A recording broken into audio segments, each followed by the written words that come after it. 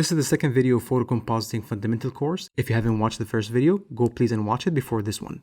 We're going to talk about the second step of any photo compositing that I do, is matching lighting. You have to ask yourself three questions. Number one, where is the source of lighting?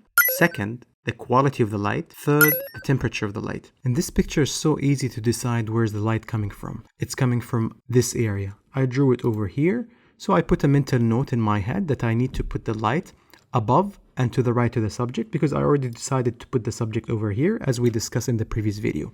In some pictures, it's so hard to decide what's the source of lighting. So a good cheat sheet is adding a threshold adjustment layer and pull it to the right to see exactly what's the lightest area of the picture, and we already can see it's over here.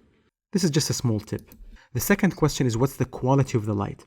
The bigger the light source, the softer it is, and the smaller the light source, the harder it is. So we know that our light source is so big, so it's so soft. The second way to cheat is look at the shadows that already exist in the picture. If you look here that the shadow is really soft, and over here as well, nothing is in sharp or deep shadows. Even the shadows over here is very soft. The third question is matching the temperature of the light.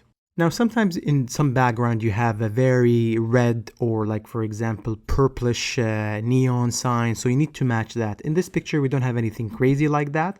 So I'll use the regular 5500 Kelvin source. Now, if you look at the picture that I took of myself, here it is. I chose the biggest octobox. I wish that I was able to raise it even further, but I couldn't. And I pointed the lighting downward toward me. And I'm trying to match the light over here. The second thing, which is not obvious in this picture, I used this light over here and I pointed this lighting to the ceiling just to fill the shadows that I had over here. And this is basically the second step of any photo compositing. In the next part, we're going to talk about cutting out the subject.